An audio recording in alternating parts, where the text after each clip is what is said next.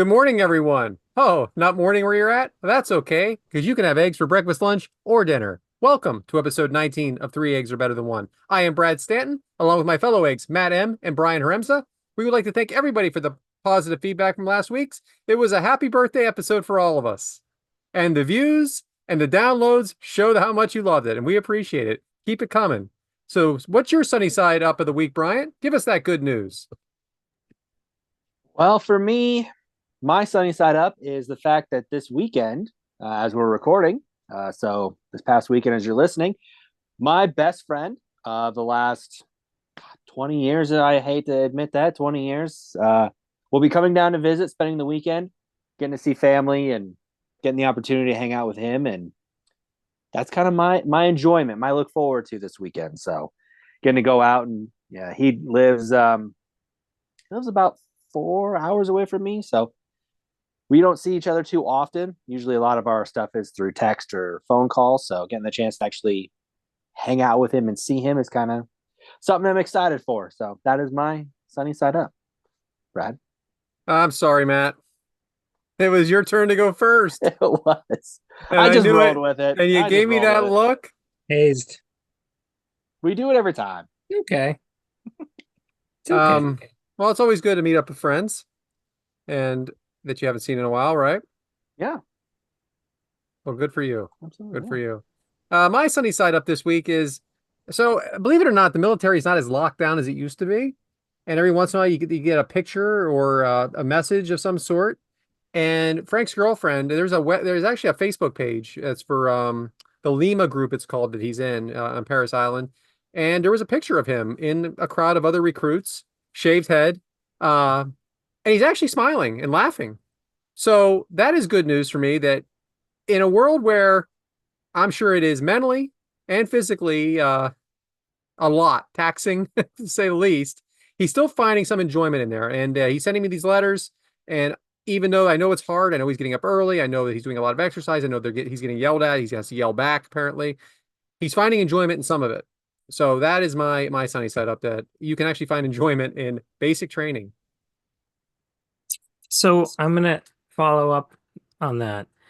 I don't know much about what, military trainees or members go through, and you said it's not as locked down as you think. I don't know how locked down it is. I can understand a boot camp being pretty closed off, but like, what is the truth? What if you're in the military, you're not allowed to communicate with your family? What's the story? Well, I don't know about not communicating. He's allowed to write letters, and apparently there's a phone call that's going to happen sometime. But I think there's more. It's more open now than it's probably ever been. Like I get, it's called Sandbox. It's an app, and you actually get a weekly rundown of what they're doing for that week. Now, I'm sure they're leaving some of the gory details out, but I actually know what his plans are, and I try to incorporate it into my letters. Um, but I don't think pictures or anything like that is ever. I think that's, I would say, fairly new. I don't know for sure, but I know it didn't happen with my dad or anybody my age. So it's just good that it's a little more open. At least we know he's doing okay. It seems like he's doing okay because he can't fake a smile. Like at least the smile that I know from him. You know what I mean? I can fake a smile, but he uh he wouldn't do that. That's he's not at an age where he would do that. He's not a salesman. You know what I mean? I, I was gonna say the salesman can fake the smile. Oh yeah. The surrounding generations went to fight for our country. All right. All right, my turn. Yeah, I guess. Sorry, Matt. My sunny side up is I thought of another movie trope that fit into Brian's category from a few weeks ago, and I think it's a good one. How about when a victim type character gets into some sort of sinister vehicle and suddenly, automatically, all the doors lock and inexplicably they can't get out of the car. Like there's some sort of special custom made mechanism where once it's locked, that sorry, buddy, you cannot unlock your own door like you can in every vehicle I've ever been in. These are magic cars with magic the kidnapper locks, right? All the time. Always see it. Saw it earlier today. Perfectly fulfilled what I wanted to talk about there. And I also have, and you agree with that, I hope, guys, right? Sir. Oh Yeah, yeah, I've actually absolutely, seen dude. how Yeah. locks go down and like, oh no, now How am I, what? how am I Yeah. ever going to get out? How can I get out of my own car? Ah. How am I going to get out? And next we have a general listener question from Eric B and Jimmy James C. They wanted to know, what did we think about door greeters? I know Walmart has door greeters, and they actually gave me this example, and I was not that familiar with it, but maybe you guys are, because not every business has the same footprint everywhere. So apparently, when you walk into Moe's Southwest Grill, everybody who works there yells in unison, "Welcome to Moe's." Now, there are some Moe's around here, but I've probably only been in there once or twice. This is more like Chipotle land. So I've never experienced that. But have you guys heard of that being a thing? And what are your thoughts on that? I have not heard of Moe's. Now, Walmart, for instance, to me, I think that the door greeter doubles as someone that checks your receipt on the way out, Hmm. right? Yes. And I think that softens the blow when they have to already greeted you and now Oh. you're leaving. And oh, by the way, let's check that dog food because that's not in a bag. Mm-hmm. Yep. Yeah. Um, I don't usually get into this, but at where I go to church, I am a greeter. I greet people on the way into 11 o'clock mass every day. I open the So, door for them and say hello and good morning. I think that's different. yeah, that's different because there's no business angle there, right? No, not at all. Yeah. I mean, I know that the church certainly has their business angles, but that's not what your role Mm-mm. is, No, I'm right? just saying hello and greeting people Yeah. with my smile. Yeah. What about you, Brian? Do you guys have Moe's Southwest Grill? I don't know what that is. Chipotle. I don't have a Chipotle, so I don't know what that is either. What? Never been to one. I've heard it. I've only heard of Chipotle because of South Park and Chipotle away. What? Okay. Yeah, never been. Don't. I mean, Yeah, I've I seen mean, the people at my commercial. work go twice a week. The nearest one to me is yeah. probably 5 hours away, I and mean, Wow. I then don't think you're probably missing anything, but a lot of yeah. people would say you are. I mean, I like Chipotle. It's a one of those places where it's not a very it's Mexican food burritos. It's not a So is it very like a Cadoba? yes. Yes. Okay, I have a Cadoba here. Yeah. So Those are poor in comparison, I would say. I don't know Flavor what a Cadoba is.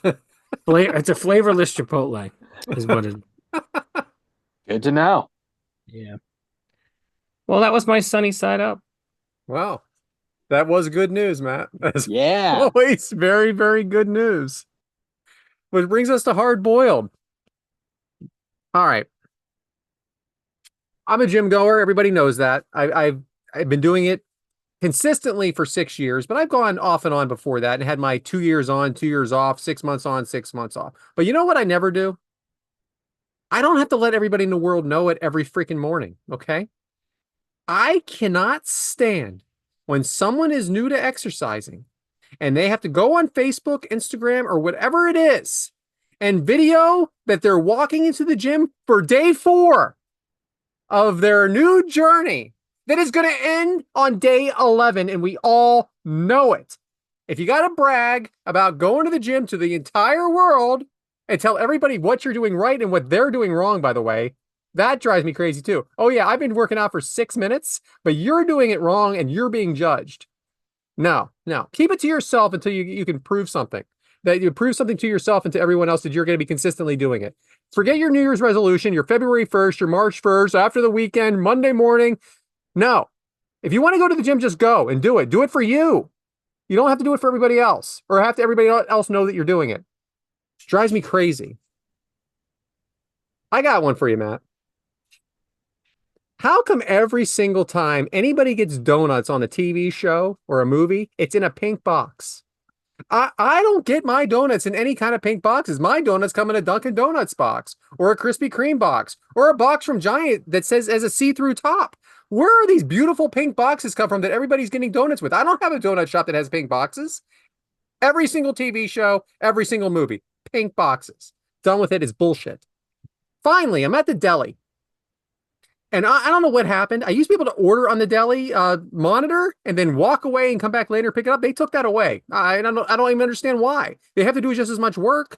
I don't understand what point. They turn the monitors around now so you can't use them. Also, there's an app and you can't even use that. It says this location is not available to use the app up front. So I got to stand there like a bunch of like an idiot from 1979 with the rest of the idiots and wait to get the deli order. So of course there's someone in front of me and she says she wants her, I don't know what kind of meat it was, thin, which is fine. I get my stuff thin as well, or chipped or shaved, whatever you want to call it. I do. I like it that way. But then the guy shows it to her, which I freaking can't stand because who the hell ever says, no, no, no, that's no good. That's no good. I need it thinner. Well, how about this woman did? And then he had to cut another piece and she goes, yeah, you know what? I think I need it a little thinner than that. I'm like, holy shit, dude. You should have just cut it and been on with it. No, no, no, no, no. Let me show you how thin I can make it. No, no, no. You know what? It's a risk you take. It's a risk you take with the guy that's cutting your meat, slicing your deli meat. That's how thin, that's how thick it's going to be. You tell him thin, it's his thin. You tell him thick, it's his thick. It's like your chicken wings. Sometimes they're hotter than others. You know, that's chef's choice. Hard boiled. Very hard boiled. Classic Rant and Stanton right there. I have some remarks. I don't know if Bryant wants to go first because I wrote down quite a few things. I mean, you can go right ahead. Okay. I mean, Okay. I'll piggyback off of some of your First stuff. of Let's go. all, the gym thing.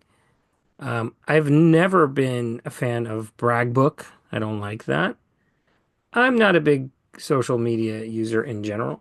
Um, so I definitely don't like that. Now, there is such a thing as maybe somebody trying to use social media as a way to keep themselves accountable that they're making this new effort. I actually know somebody who is a bigger person who put a lot of effort into exercise and is, living a better, healthier life. And there's a lot of posts about it, but it's very positive, I think, and it's working for that person. Doesn't come off like a brag book. But that's the minority in this situation, right? That's the less common situation. So I'm with you there. Donuts. No clue what you're talking about with the pink boxes, but now of course I will notice. So I'm going to look for that. Think of The Simpsons. Well, I mean, I know that Homer's donut is like the pink frosting, but you were It talking comes in about a pink box as well. Yeah. okay. I haven't watched Simpsons in I don't know, 30 years.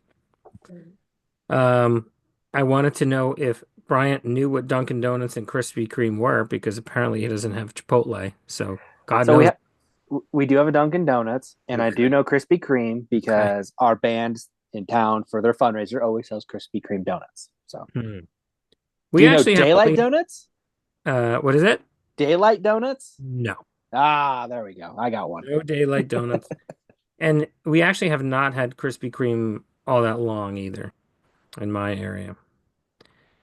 They Next sell them topic. at sometimes they sell them at Yeah. uh like they're not it's not the actual store, but they get them shipped to certain places. Like I've Giant seen gets them them I think I at saw them at Wawa. McDonald's. Yeah.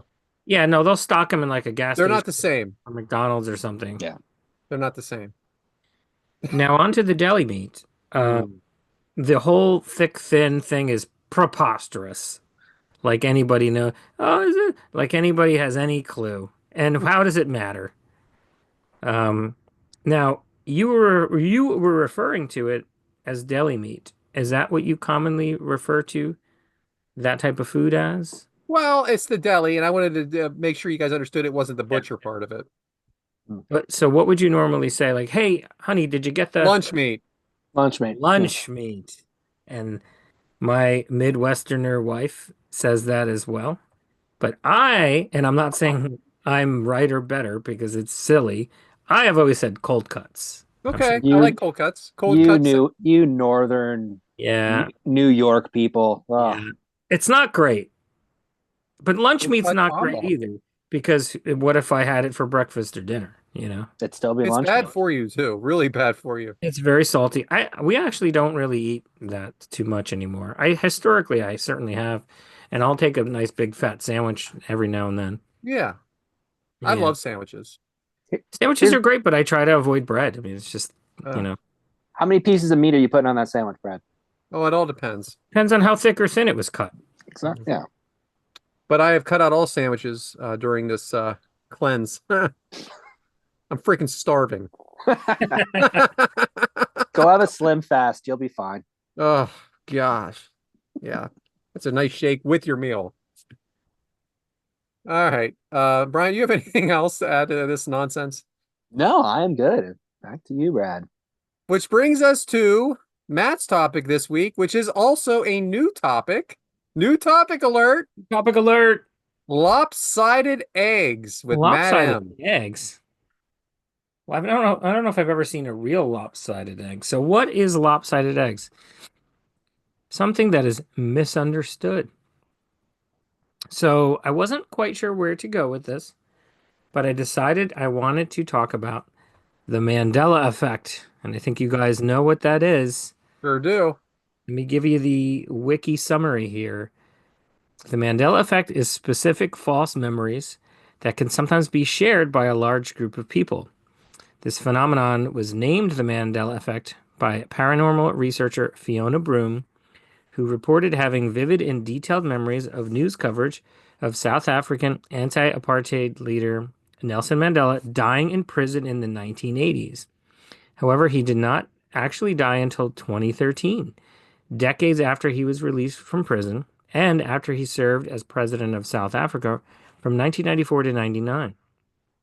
Broom reported that hundreds of other people had written about having the same memory of Mandela's death, some while he was still alive, and she speculated that the phenomenon could be evidence of parallel realities.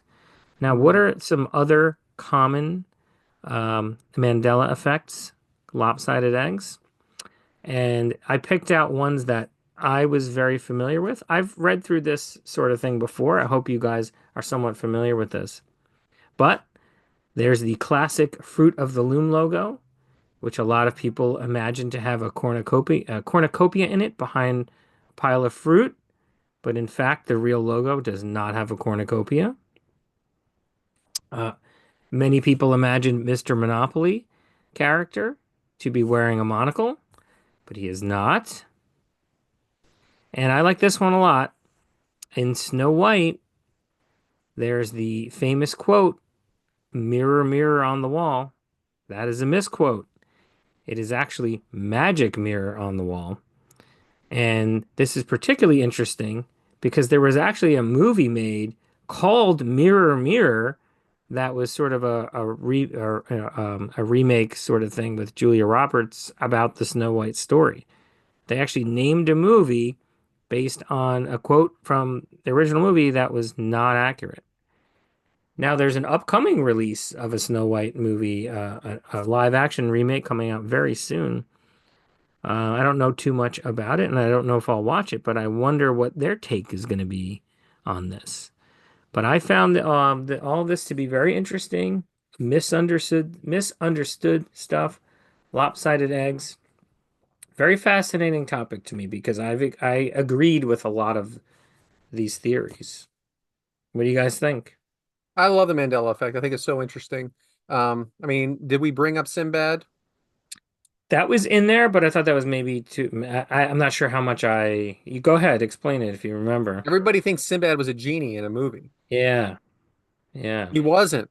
wasn't. He wasn't. But everybody remembers him being in it, including me. Great. 3CPO.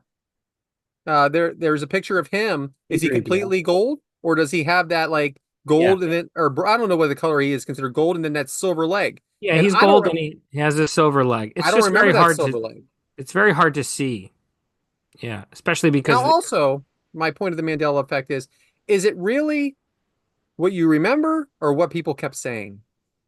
yeah, well, no, that's part of it is that it was one position on it is it started out as somebody reporting something false that they honestly believe to be true, and then everybody else fortifying that concept by agreeing with that, just because they felt like it was the right thing to agree with. Like, hello, Clarice.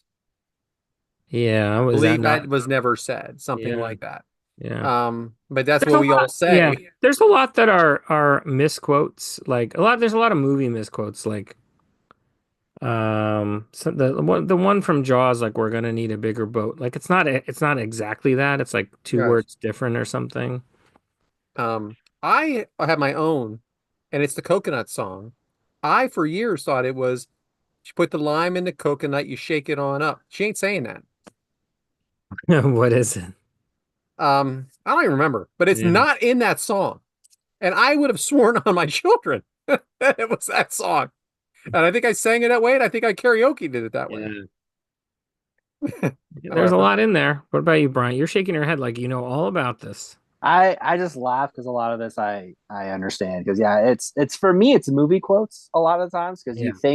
you think you know the quote, you say it all the time, and then you go back like I'm gonna watch this movie, and then you go back and you go, it's not even close to what it actually Yeah. was, and you just play it up in your mind to convince yourself that that's what it is. So, but I'd like to take a sidebar. I hate that they're remaking all these cartoon movies into live action movies. I absolutely hate it. It's ruining the nostalgia to me, and it's not the same movie, and I don't like it. I mean, but come on, Snow White was from 19, like it was like the first Disney movie, right? It was, yeah, Yeah. You gotta yeah. remake it. They Yeah, remake Why everything. do why? What do you need to? You've had at this point how many more remakes you've done? How many spin-off movies have you had from it as well? yeah. I'm, I I'm get I it. want to see it along I with Queen of the Ring. what is it? I said along with Queen of the Ring. Oh, Queen of the There Ring. it is.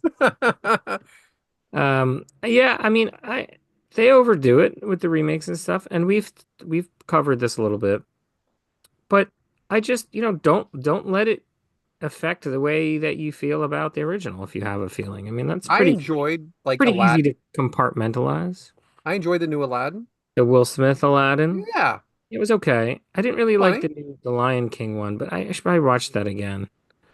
You I know, need to watch all of that again. you know what was really like one of the worst things I've ever seen was the Tom Hanks Pinocchio. Oh my Hmm. God. Terrible.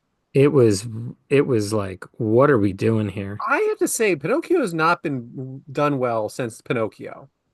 There's been some weird takes on It's a Pinocchio. creepy story. A lot of the Even Disney. the Pinocchio from Shrek is an issue. Yeah. Yeah, this is true. Anyway, No.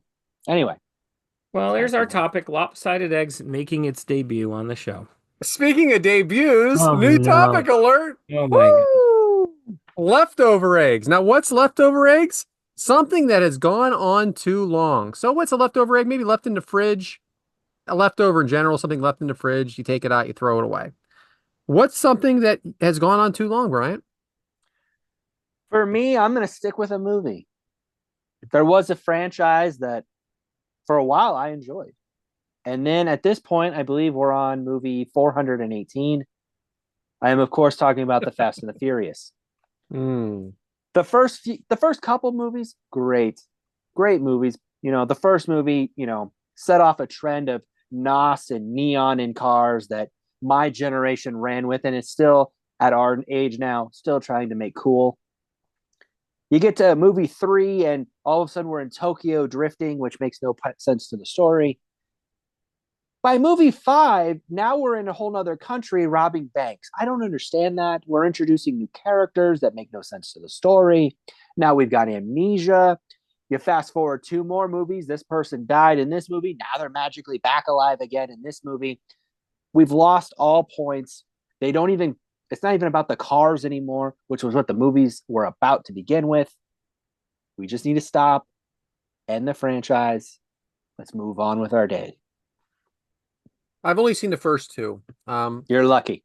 I would like, I think there was some problems in the middle with There are. two Very much wasn't so. good. Two wasn't that good. No, Three was a completely different story. correct. Yep. But then, now you got some big names in the most recent ones. And then you had a spin-off Yep. You had a with The spin-off Rock. movie with that, with The Rock Yeah. and Jason Statham. And Yep. everybody seems to enjoy it, but you're not, but I also heard some weirdness, right? Yeah. Yeah. The stories aren't like in the world Brian is still alive, even though Paul Walker is, passed away. Right. And it's like, okay, like we got to eventually say what's going on here. Like, and we, like I said, we have characters who have died who have now magically come back to life to die again. Like, what are we doing? So that to me is a franchise that just needs to let it go and move on. Yeah, I Brad? mean, I've mentioned before, I've only seen the first one. Not really my type of movie. I know it is one of the most successful box office franchises, so Mm, more power to it there. But I don't care either way. They could yeah. stop.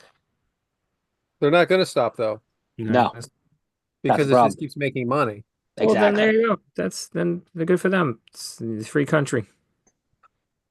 Speaking of remakes, it doesn't stop at movies, does it? We're remaking TV shows. And I'm going to tell you a TV show that was a pretty good show in the 80s that probably should have stayed where it is in the 80s. And now it's in its third season, I believe. And I can't believe it. And I can't believe I watch it because there's something in this house that happens where when we start a show, we have to see it through.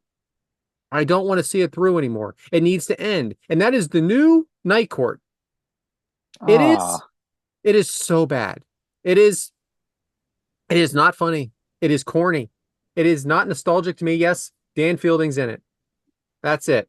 Okay. Every once in a while, they bring in somebody else. It is supposed to be Harry's daughter. She was Bernadette in The Big Bang Theory.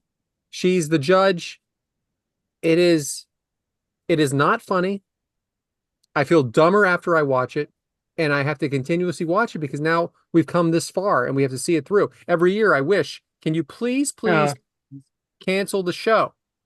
How is it? How does freaking poor average Joe or ordinary Joe not make it? One of the greatest shows of all time that only lasted about 13 episodes, but this ridiculous night court is not even funny, is continuing. Okay, and it yeah, doesn't just stop with night court. Okay, they have brought back Reba McEntire and half her cast from the original Reba show into this new show called Happy's Place. Terrible. It is terrible, but yet we're watching it, and I have to watch it. The Conners, another terrible show. Okay, from Roseanne. That, by the way, if anybody watched the original Roseanne series, I don't care. I'm spoiling it. Okay, it ended where it was all a dream. It was all Roseanne's dream. Everything that happened in that whole series was in her mind. She wrote it. She wrote that's it. not It was true. a it was a book. That's Yeah. incorrect. Yes, it's true. No, that's not correct. It is correct. It's partially correct. It is correct because she swapped her daughter's husbands, which goes back 6 seasons. And, I and thought, and Jackie okay, was a lesbian at the end of it, where all she right. wasn't a lesbian through the whole show. Wrap up your second My session point of is hard this: it was a boiled. dream, and then they killed her off because she did something on nationally. Now it's just the Connors, and it's bad. And it's got 6 more episodes to go, and then I'm free of that. Go ahead, Madam. I wish I was free of something. The second hard boiled of the day. Thank you. What is Night Court air on? on Um, NBC. Don't worry. That's why we can talk about it. No, I'm just curious. Is it a streaming only or is it No, it's on no, it's on. NBC. It's on. a It's on network NBC. TV, huh? Yeah, it's on NBC. All right. I, I'm uh, gonna, I'm gonna throw in. I'm with you, Brad. I've been watching it. I can't handle it, but I still am committed to it because I guys, just want to see it through. you guys. All right. I'm not commenting on the show because I haven't seen it. Um, honest question. Was the original Night Court actually good, or are we just looking I back with liked it. I liked rose-colored it when it was on. I glasses? did like it. I liked it. Okay. As someone who picked it up later, it is fantastic. I do I enjoy it. liked I have all Yeah. the seasons, and I still watch the reruns. it. Yeah, I You're a liked it. ridiculous person. There's no honor in sticking with doing something like that that you don't like. It's entertainment, it's a choice. You could pull the plug whenever you want. You made it all the way to the season finale. Don't watch it. Who cares? Nobody's keeping score. Okay. My wife's keeping score. So I thought what happened in Roseanne was towards the end of the original run, they won the lottery. And then there was one or two seasons when they were very wealthy, so their behavior, was different because they weren't poor middle class people anymore. Um, Mhm. and then I think it was revealed at the very end that Roseanne had just been. What really happened was most of what we saw over the years was true, but then Dan died of a heart attack, and that changed. That changed their reality. But instead of us seeing that, we saw this false story that she made up about them winning the lottery. So from the lottery point on was the made up part. I completely disagree.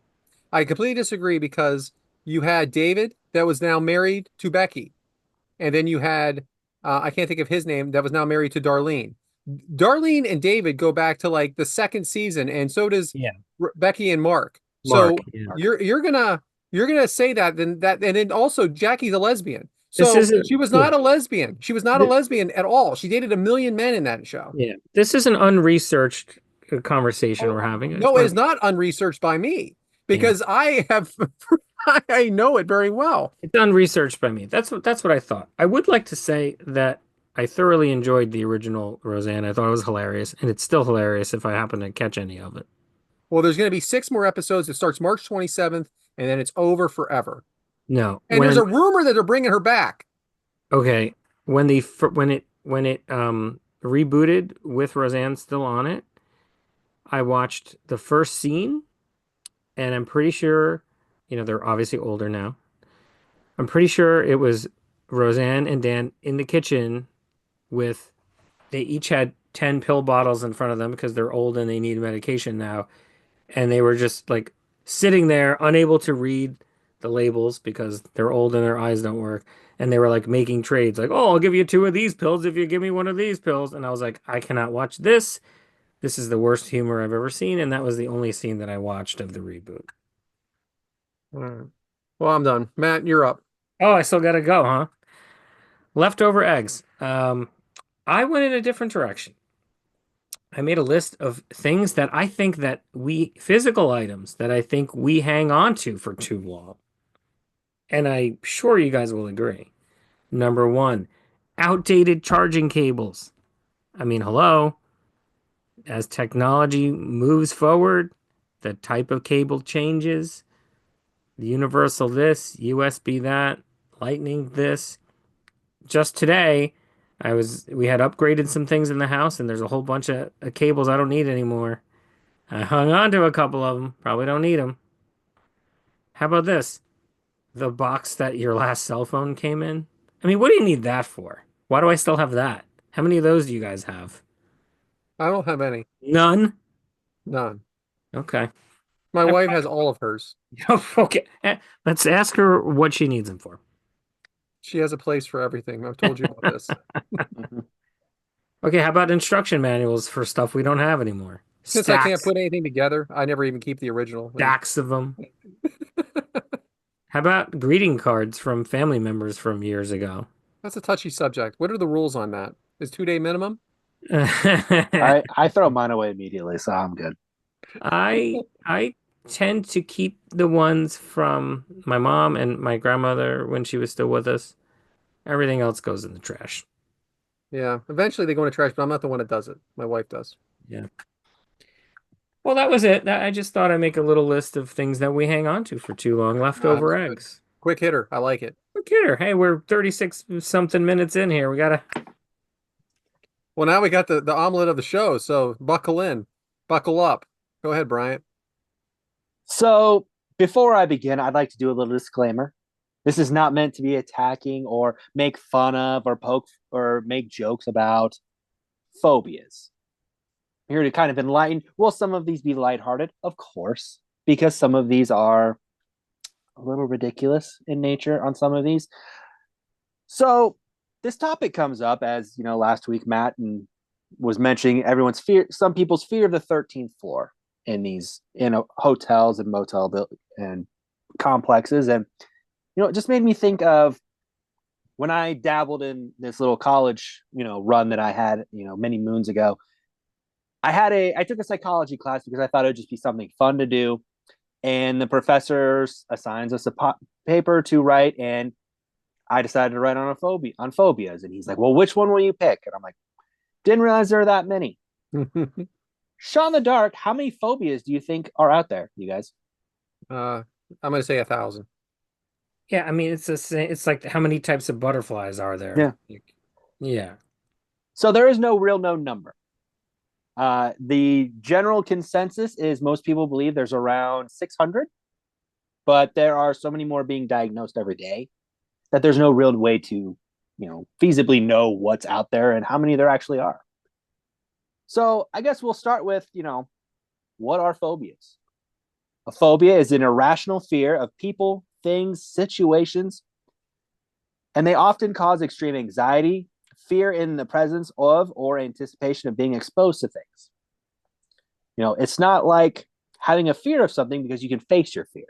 With a phobia, it usually causes a lot of distress and, brings a lot of, pain or misery to people who have them. A lot of phobias are, you can have, specific phobias, phobias about social anxieties, things of that nature. How do you get phobias? Most of the time they just develop. Most of the time they're embedded in your brain, or you learn them over time. You see something and something causes you to fear it, whether it's your surroundings, people you're with, or it's just something that triggers something in your brain to make you afraid of it. Now, as mentioned, there are known at least 600 phobias that are out there. The funny thing about the phobias are most of the names of these phobias don't even make sense for the phobia that it is, or they're just so innately hard to pronounce that they don't make sense. Let me give you an example. So we have a few examples here, obviously. We have ablutophobia. It's the fear of bathing. Now, again, you hear that and you don't think, oh, somebody's taking, no fear of bathtubs and bathing. No, makes no sense on the name. You have, Anglophobia. It's the fear of England or English culture. You, you, you have one that I found interesting during my studies and even still today. It's trypophobia. It's the fear of cluster patterns or irregular holes. Now, again, phobias touch on many things, many topics, can be, I hate saying it like this, but some of this can also be race related, fear of, different cultures. As I mentioned, the Anglophobia is fear of England and English culture. You have the fear of, Japanese culture or African culture, things of that nature. But you also have the ones that are just your normal everyday things. For an example, amathophobia, it's the fear of dust. Now, I don't know about you guys, dust is everywhere. It's a tough Dust, fear. but it's a fear because you don't want things, that dust is what's going to innately get you, or at least that's what the people who have this fear believe. How they get you. Yeah, it's how they get you. You have anidodephiaphobia. It's the fear of ducks watching you.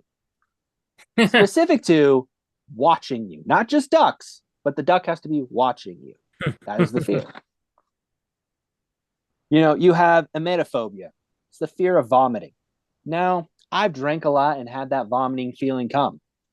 To know that I could drink and then have the fear on top of it of not only being drunk, but the fear of the vomit coming, making it so much worse. I don't know how people. I don't know how I can handle that. Yeah. You have haphophobia, the fear of being touched. We have a lot of people who have that. I don't want to call it autistic spectrum, where sometimes that touch is a little off-putting, a little bit for some people. We have scopophobia, the fear of being stared at. Now, that happens in everyday life. Let's be realistic. You're always out and about. There's always people out there that are going to look at you. You have allophobia, which is the fear of flutes.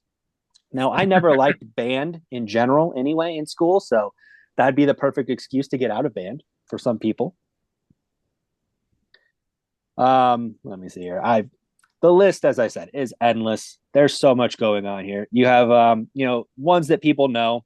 Kleptophobia, the fear of stealing. Oh, fear of It's a stealing. good thing. Fear of stealing. Yeah. Good. Yeah. You want to be afraid of something like that, You've got clinophobia, the fear of going to bed. Going to sleep or going to bed? Going to bed. So I can sleep on the couch? I would think so with this one, yes. So most of that is like the fear of, being in your room on your bed.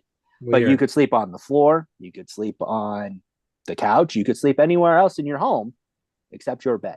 It's like most people's favorite place. It's bed. I know it is for me. I enjoy going to bed every night. So um, Can't wait. it's the one part of my day Especially that especially right now. yeah. I wouldn't classify this for Matt, but cynophobia, the fear of dogs.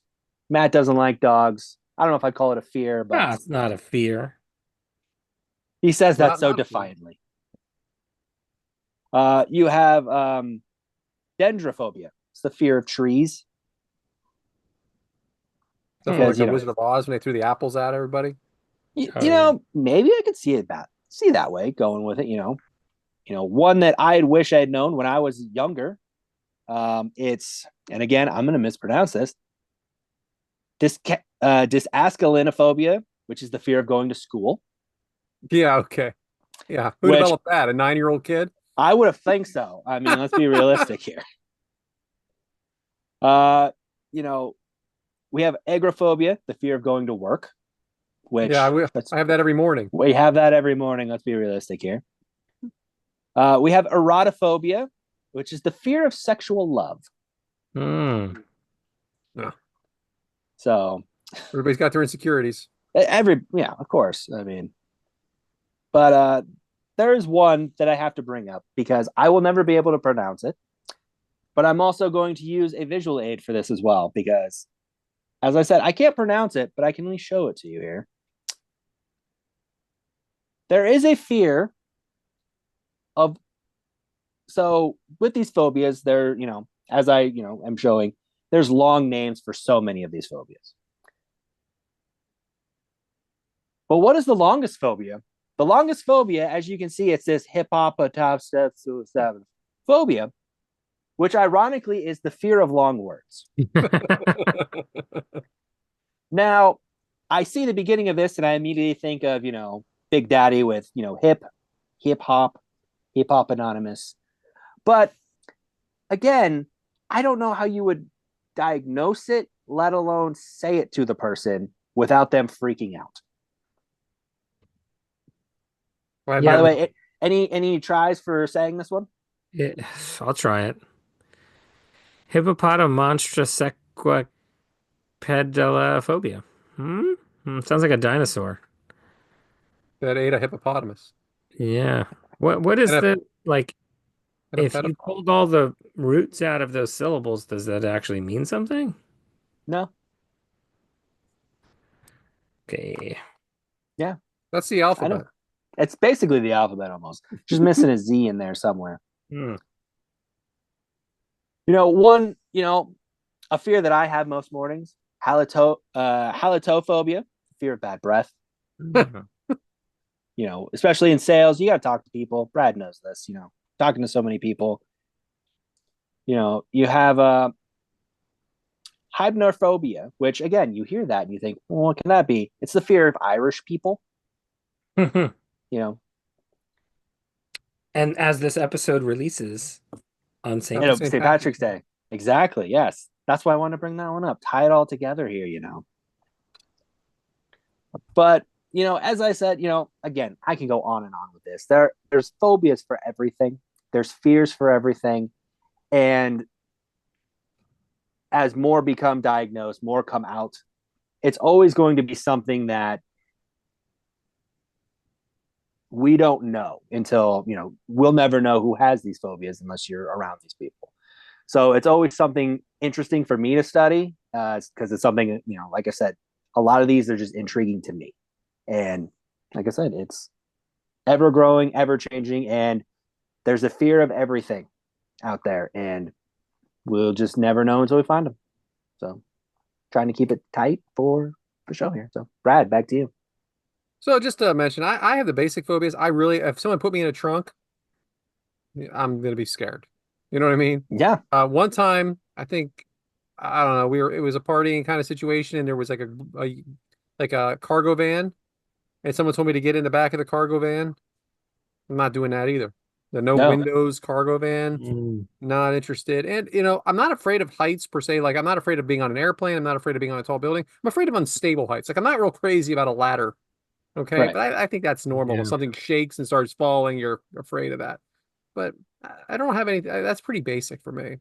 Matt, how about you?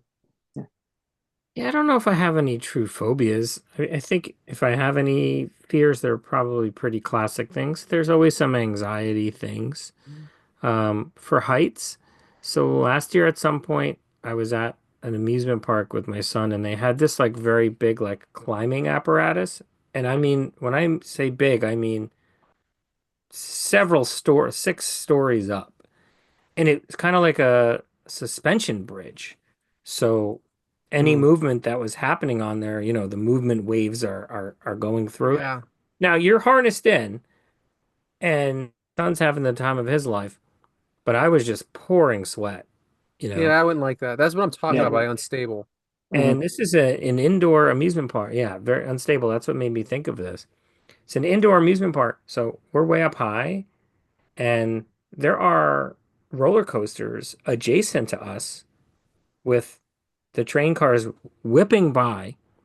You're hearing it loud. You're feeling the wind whip. You're hearing the people scream, and you're just like, "Oh yeah, I'm just 100 feet up here while hang dangling." So Mm. that was a little that was much. I don't really like when I feel like stuck. Like here's a stupid little example, but like let's say I'm on like a drive-through line, and everyone's now channeled into the drive-through path, and maybe there's three cars in front of me and three cars behind me. Well, if I have to leave, I can't. I'm stuck. Well, that's traffic in general too. I'm not a big fan of that Yeah. either. It's helpless, a helpless situation. Yeah, well, in Yeah. traffic, maybe you can pull off to the side of the road. You can't do that if you're in the drive-through lane. There's nowhere to go. You're curbed in, you Yeah. know? Well, By the way, thank you that's so called. much. Oh, go By ahead, the way, Bryant. yeah, I'm gonna throw that in, Matt. That's called clithrophobia, the fear of being stuck. Yeah, there you go. Well, thank you, Bryant. Appreciate that. That was fun. Well, new topic alert Oh boy. brings us to forgotten eggs, which is regrets. So Uh, that brings us to Matt. Matt, what are your regrets? Okay. S- So this something similar came up recently, and I said, "Oh, maybe I don't want to talk about the most embarrassing things." So I don't have a big good thing here because if I do have some true regrets, I don't know if we're quite there yet. I have a one sort of regret, and maybe it's even very silly and unimportant, but here it is. We all have an email address that we use in our lives. Maybe you have more than one, but there's probably one that you consider to be your central email address that you use for communications with people and for your logins for all your businesses and stuff. At some point between 15 and 20 years ago, when I established my everyday email address, I was doing something maybe I shouldn't have been doing, and don't get the wrong idea. It was probably something in the along the lines of piracy. Let's just put it that way. And I may have misused my email address in some sort of momentary thing there. And since that day, I am just absolutely bombarded with spam email.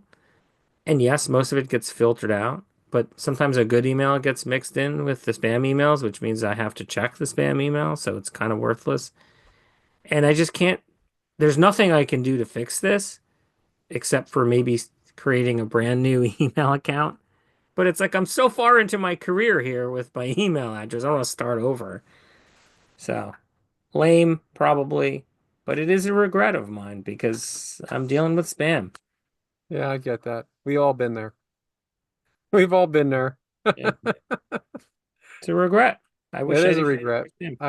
I, I've since created a subsequent email addresses, like maybe a one-off thing for like I don't know, like if I have a separate Twitter account for this or something, and that email is nice and clean. It doesn't get spam. So I know it's possible to reduce it greatly.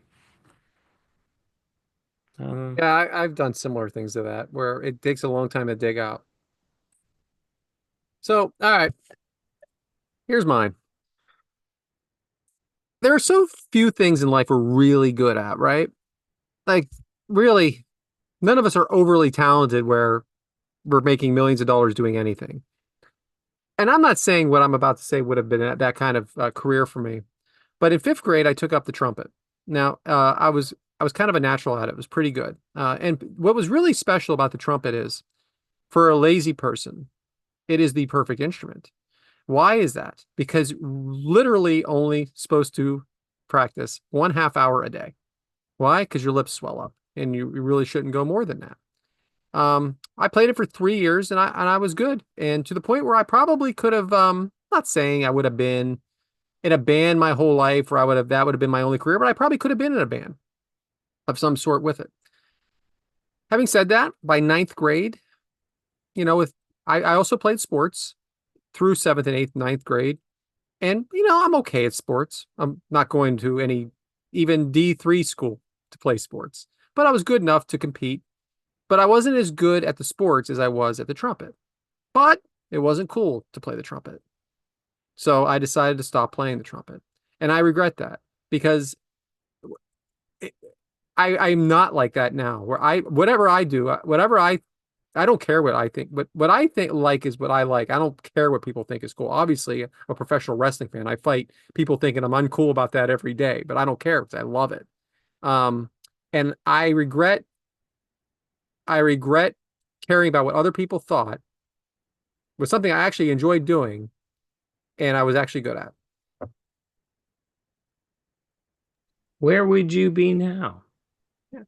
At the very least, maybe playing on the side a little bit Yeah. and just something to do. But it's a regret.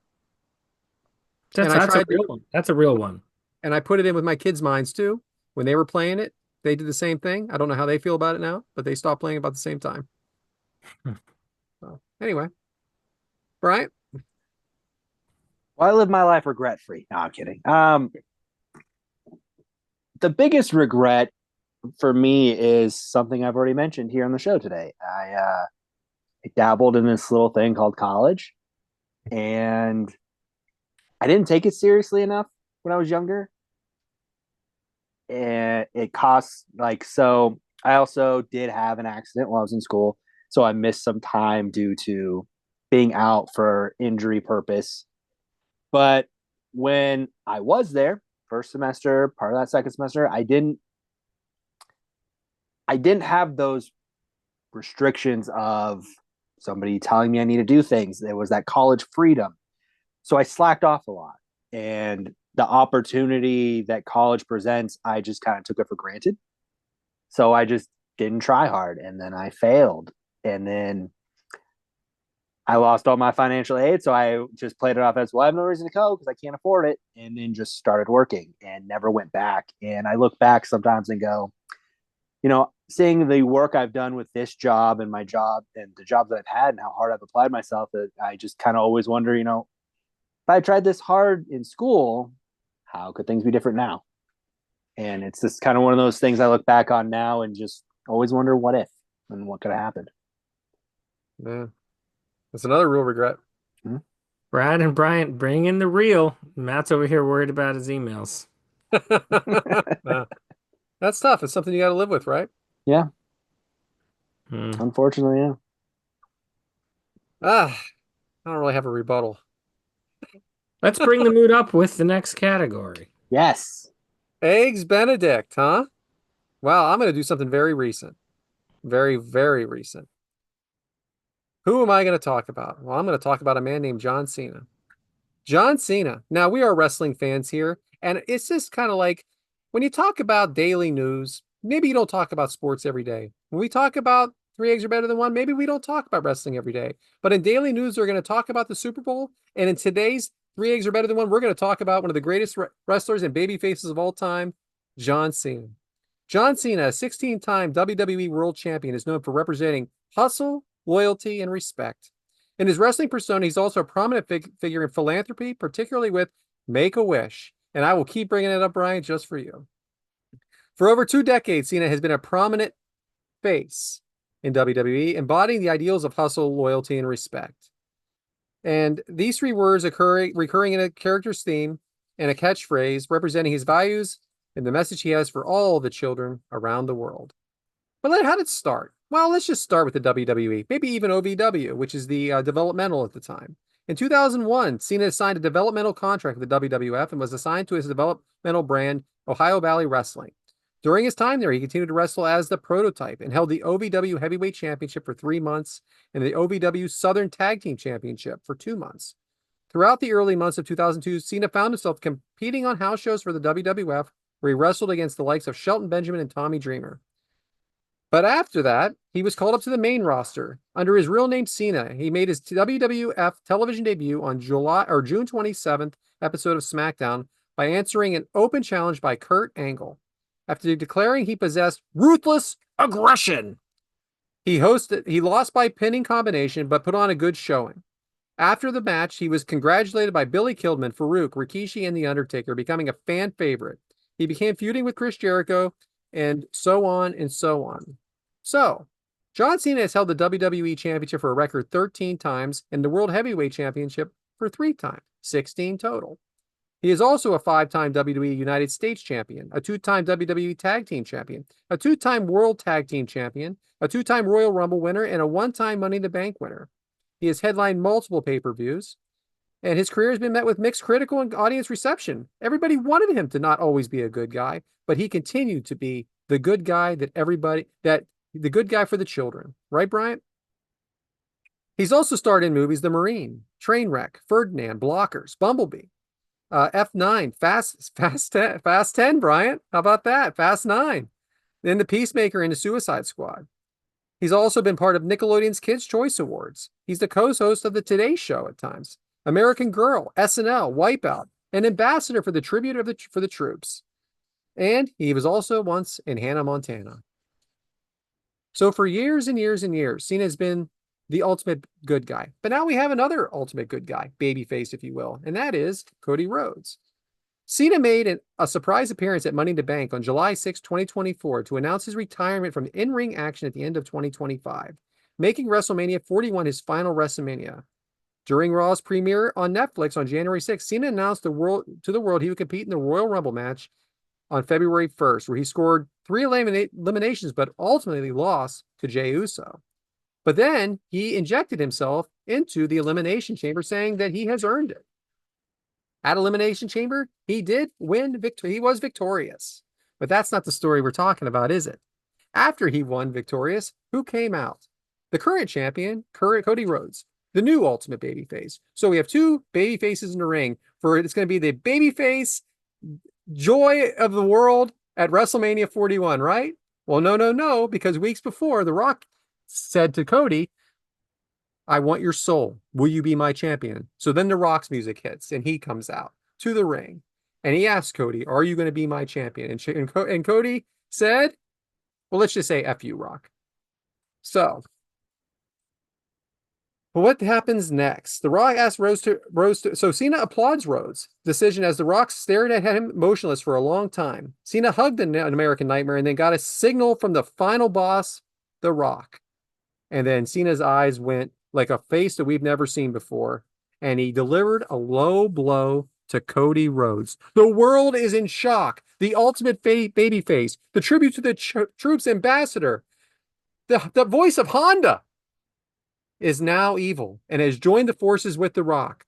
The ultimate baby face has become the ultimate villain. John Cena is now a heel. Yes, he is. And I think they did a great job with the story. I think it sets up a huge, huge, huge WrestleMania main event. Very big good guy.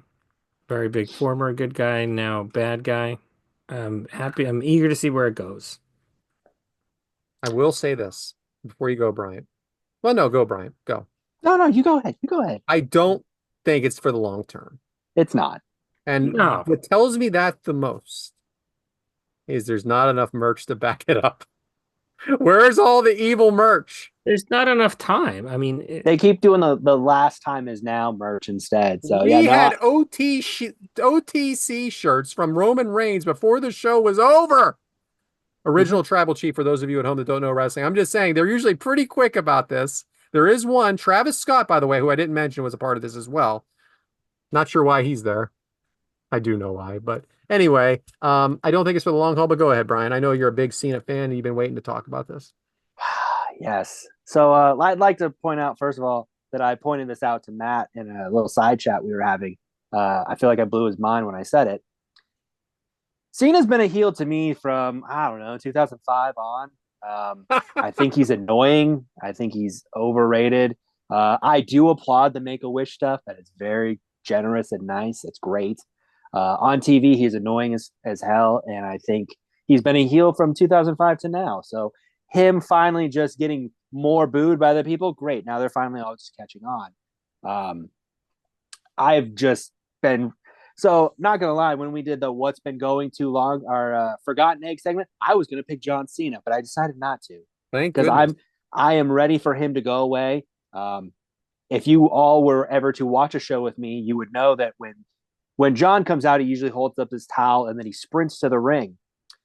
When he sprints, I will verbally and audibly, so everyone can hear me, go, please Terry quad, please Terry quad, please Terry quad, please Terry quad. Just hoping he does it before he slides in the ring. Um, yeah, just don't. I'm happy it's almost over.